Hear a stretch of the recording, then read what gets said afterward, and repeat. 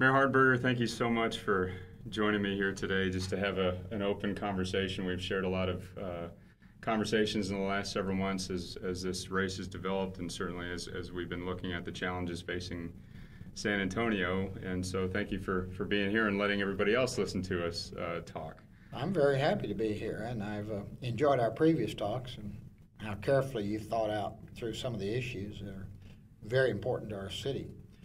So I've been impressed with both the work and where you've come down on those issues.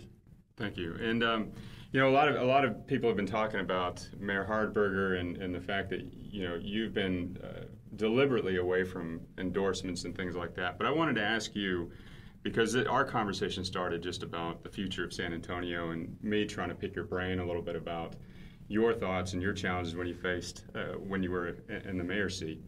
And I wanted to find out from you, because I don't think I've ever asked you, what is it about District 8 in this term that you think is important enough for you to be involved in it?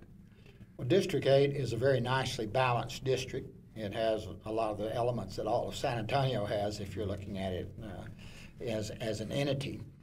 But also you are in some critical areas out there. You have a lot of trees that you need to protect.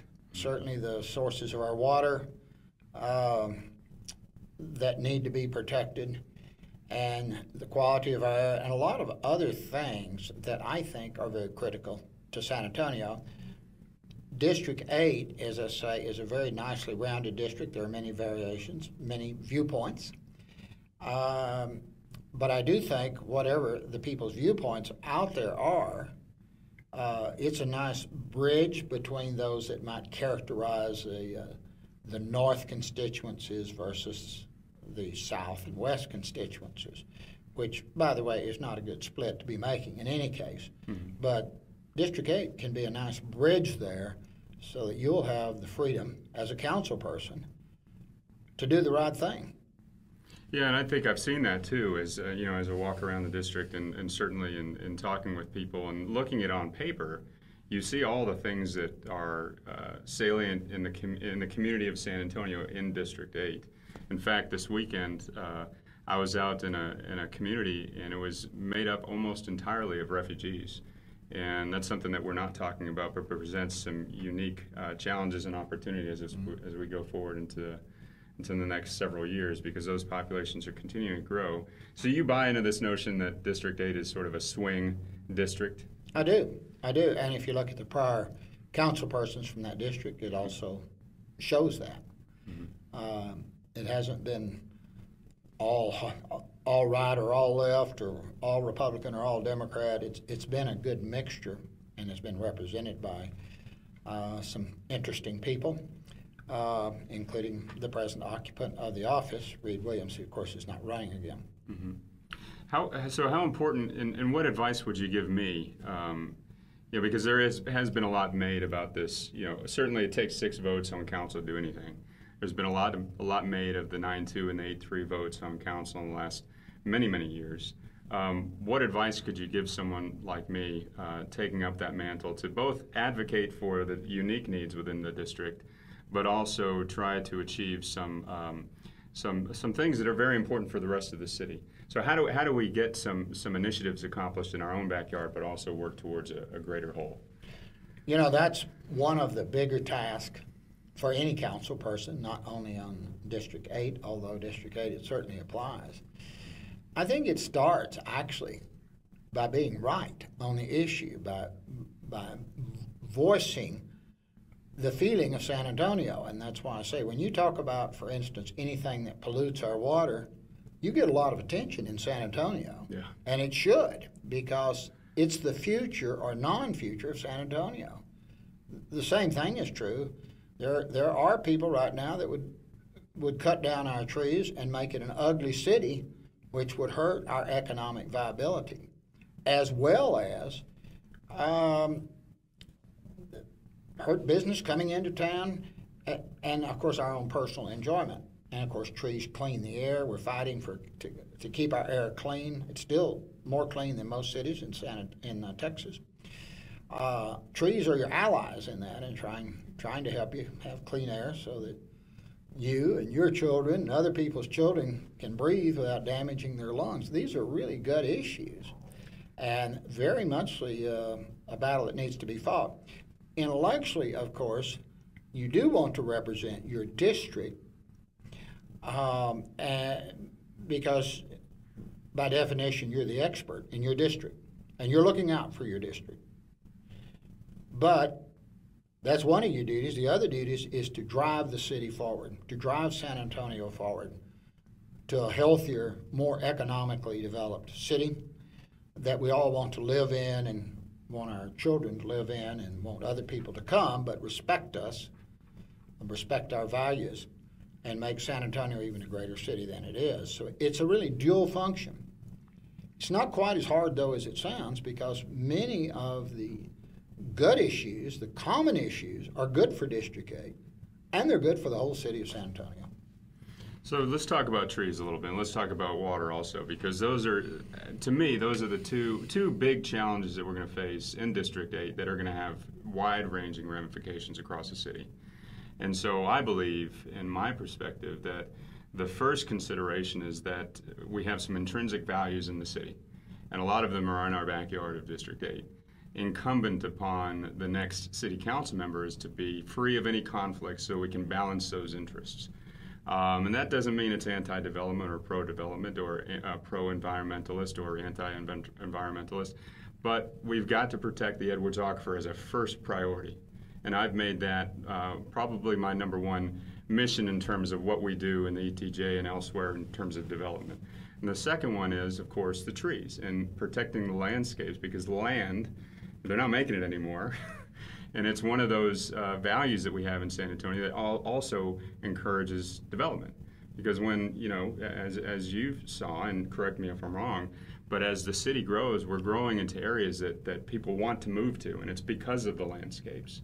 And then, of course, the air issue, when we breached attainment last year for the first time.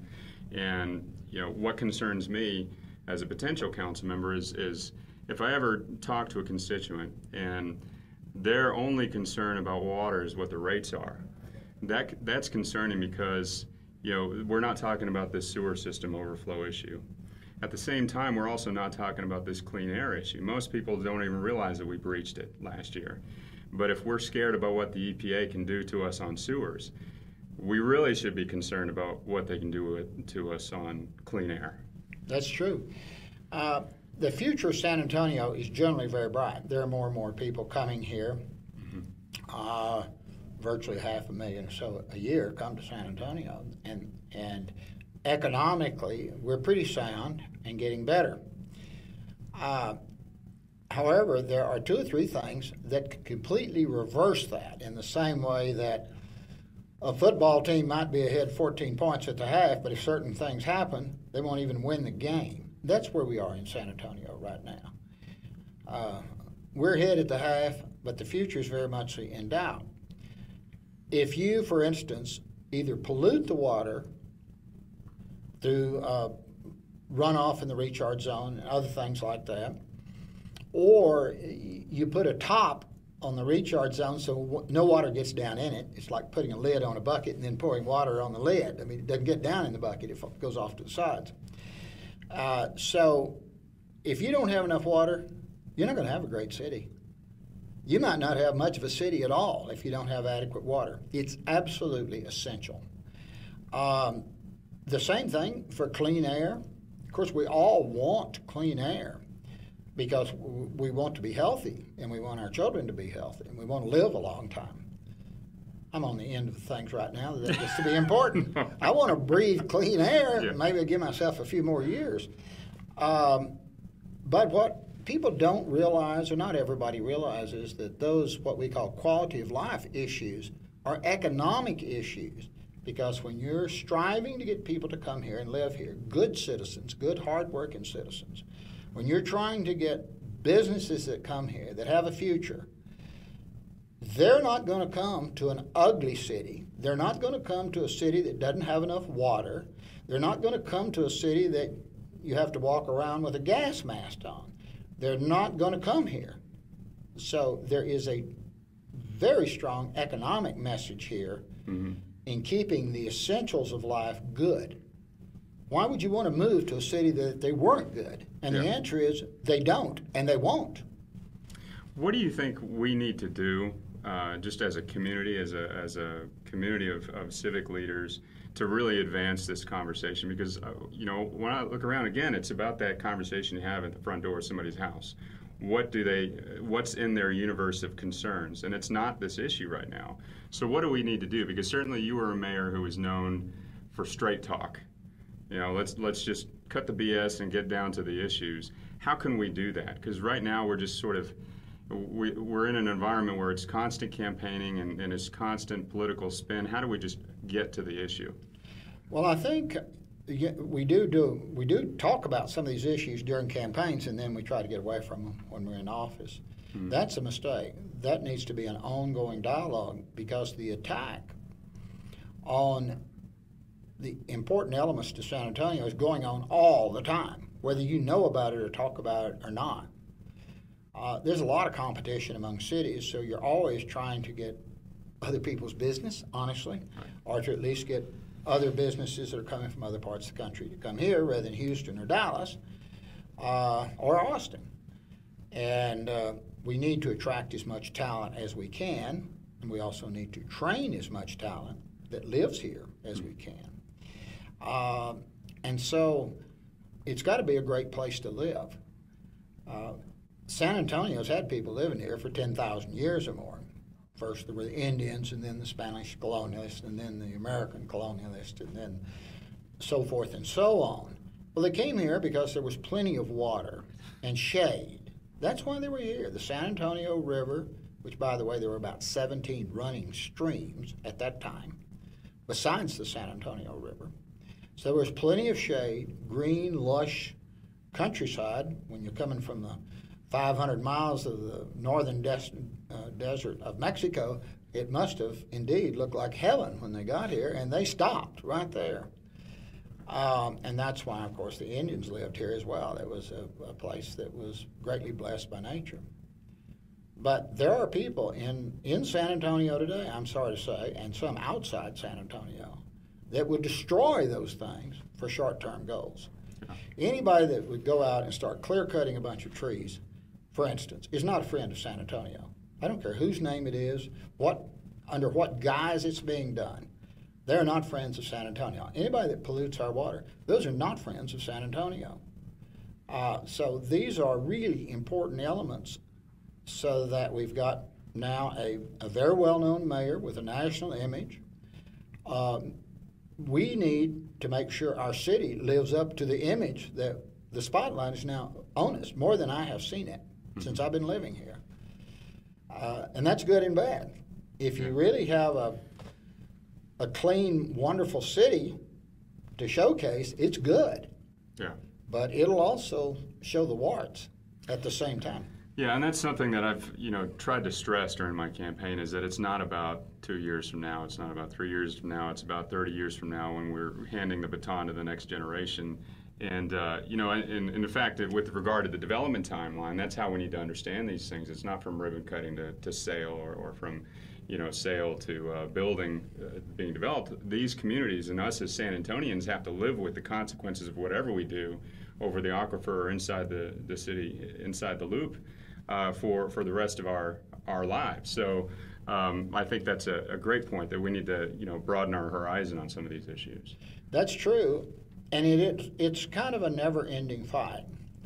The attraction of money and making money is always there. It's part of our society, and there's nothing wrong with it. I've always enjoyed making money, but making money must also be a part of a bigger picture. There was a story in the paper about these trailer house towns down in the Eagle Ford. Didn't sound like a very nice place to live, but they're making money, and that's why they're there. Well, that's fine. That is temporal in nature. That won't always be the case. I hope San Antonio is eternal. For it to be eternal and eternally beautiful and blessed by nature, as it is, means we have to be nature's guardian. There's something I've always wanted to ask you, because you probably get this question everywhere you go, which is what is accomplishment that you're most proud of while you were mayor? Which, you know, and there's many, Katrina, Mission Verde, you know, a lot of different things, Main Plaza. What is your most proudest achievement, or your proudest achievement since leaving office? Since leaving office. Since leaving office. Well, one of the things I was able to do is to continue to attract some business into San Antonio that we didn't have. We brought in 3 Silicon Valley things, and that, while it had started before, it ended after I was out of office, but we were able to get them here. Mayor Imran is the name of that, and he's going to bring 3 or 4 more in here. So we didn't have any Silicon Valley business in San Antonio, none. Austin did, but we didn't. Now we do. So since leaving office, I was happy to see that, and to see that you can still bring business into San Antonio, big business. Another one is VisionWorks, which is they make more eyeglasses than anybody in the whole United States. And they've moved their national headquarters here and took over an entire downtown building of 10 or 12 stories. And have filled it up with people, and now are at least considering expanding yet. So to continue to feed our city with new economic growth and muscle I'm very proud of that. Yeah. Well, and certainly someone who's raising his family in District 8 on the north side, what's exciting to me is that all these things are happening in District 8 and also outside of District 8 that makes our city and our district and our neighborhoods stronger.